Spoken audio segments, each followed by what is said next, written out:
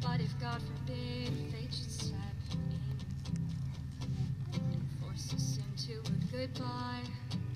Here we are. I'm giving a graduation address to 170 students behind me, which feels weird.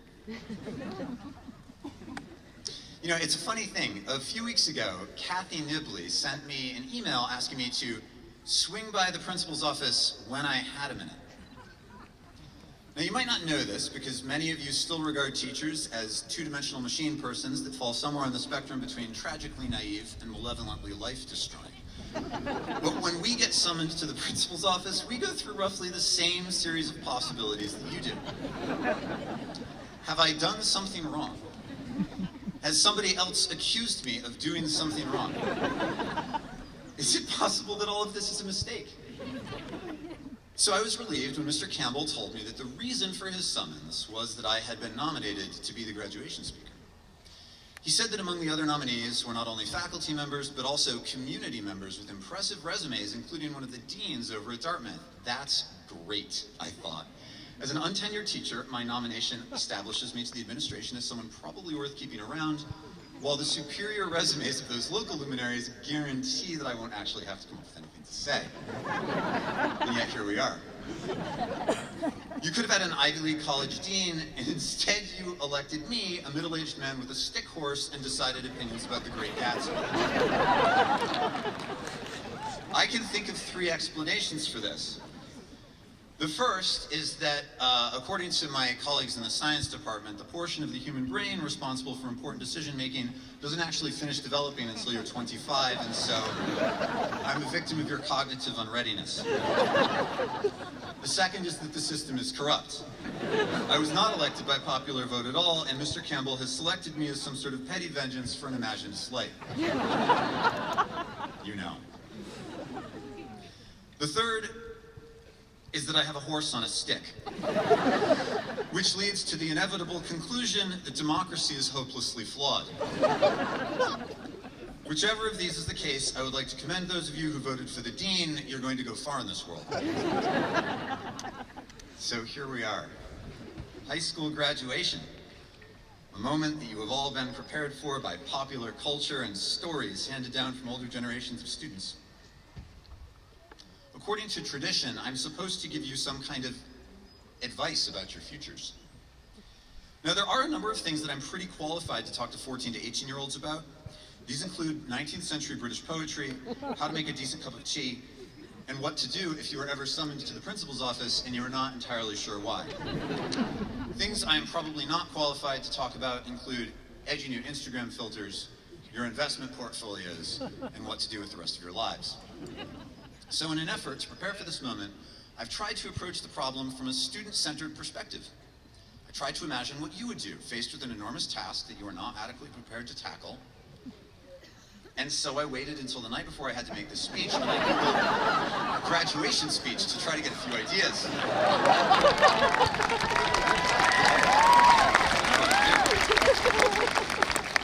Here's what I learned.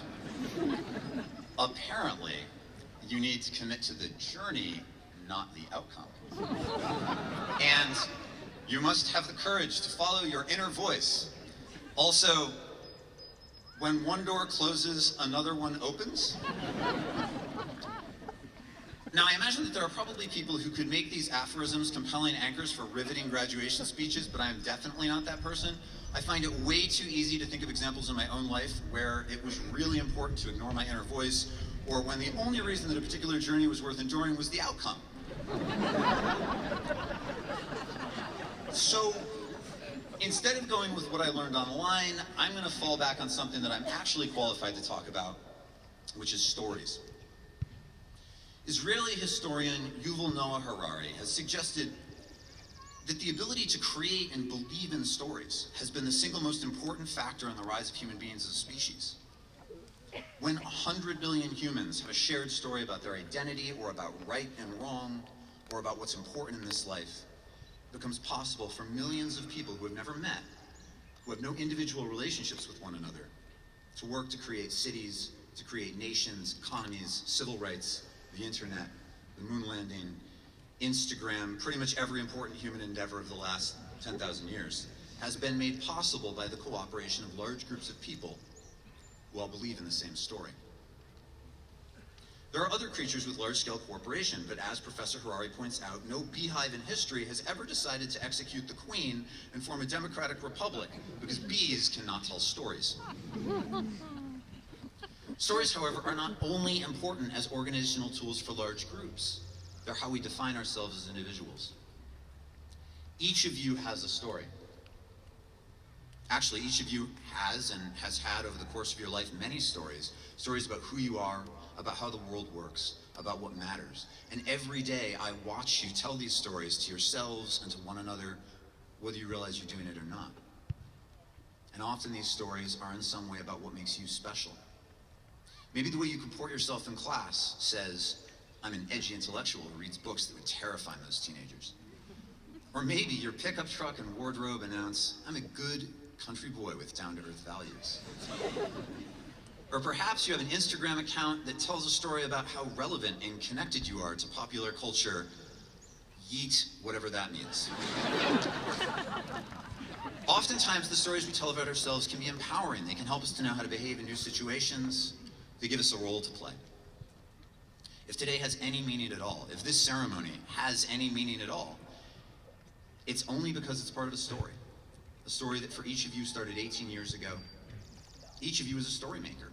Each of you is the protagonist of a grand tale that began with your birth, developed over 18 years of growing and learning and struggling and hurting and loving and becoming until you've reached this moment, a moment in which you are participating in a ceremony devoted to the celebration of your readiness to leave one stage of life behind to begin another. Without that story, none of this would be happening. Without that story, none of this would make any sense. You would just be a bunch of adolescent Homo sapiens dressed up in polyester medieval robes with nowhere to go.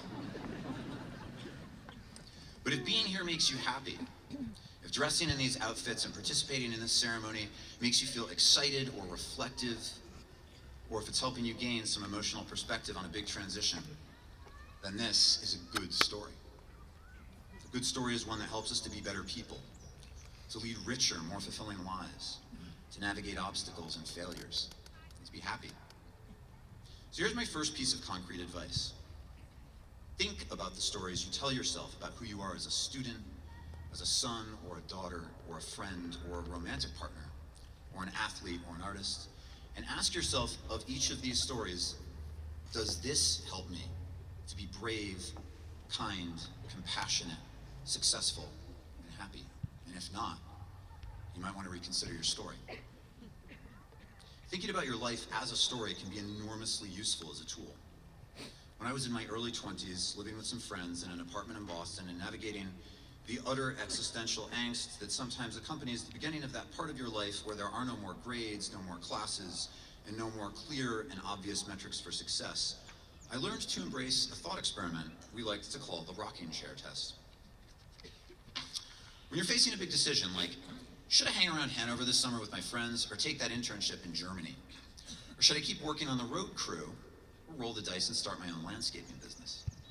Imagine yourself sitting in a rocking chair on your porch at 90 years old, looking back at the story of your life. Are you more likely to say, I really wish I tried living in Germany for a summer? Or are you more likely to say, I sure do wish I skipped out on seeing the world and hung around Hanover some more? You might find that the choice is suddenly pretty obvious. It's generally whatever makes a better story. But we also need to be careful about the stories that we tell. Just as every great achievement in human history has been made possible by the collective belief and cooperation that storytelling makes possible, so too has every atrocity, every act of oppression, every mass genocide been possible because a large group of people believed that they had a special destiny that required the removal of a group of people with a different narrative. In a smaller way, we all do the same thing in our personal lives.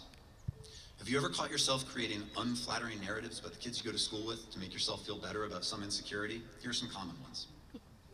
Those kids might be smart, but they aren't ready for the real world like I am. Or, those kids might be popular, but they aren't deep and reflective like me and my friends. I know I did that stuff when I was a teenager, and although it felt true and empowering at the time, in retrospect, I realized it wasn't only inaccurate, it was also wrong. Those types of stories might make you feel empowered, but they don't make you better, they make you worse. This brings me to my last piece of advice. Don't buy into stories that reassure you of your own value by tearing other people down. In no way does this actually lift you up. It just makes the world a little darker and you part of the problem. You're graduating at a difficult time. You face economic, environmental, and geopolitical instability that seemed unthinkable when I was graduating high school. You're entering your adulthood in an America that is deeply divided by the stories we tell. In such a world, it's very tempting to buy into one of the narratives being piped into our home on a daily basis through popular media, narratives that insist that the people who believe what we believe have the whole and only truth, and that those who do not share our beliefs don't share them because they are stupid or because they are evil, or both. You know the stories that I'm talking about. They've become fixtures of our cultural landscape. Many conservatives have a story about how liberals are emotionally fragile snowflakes who refuse to understand basic economic realities or accept that people should be held accountable for their choices. While many liberals regard conservatives as science-denying bigots brainwashed by the patriarchy.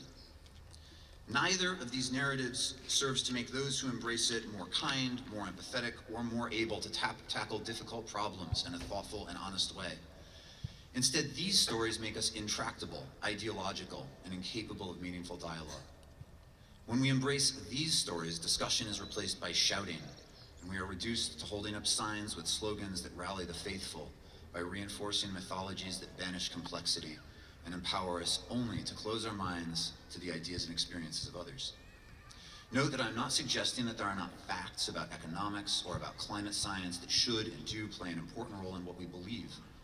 Only that when we tell a story about our opponents that paints them as cartoonish antagonists with motives worse than our own, we shut down any opportunity for discussion and for dialogue and for progress.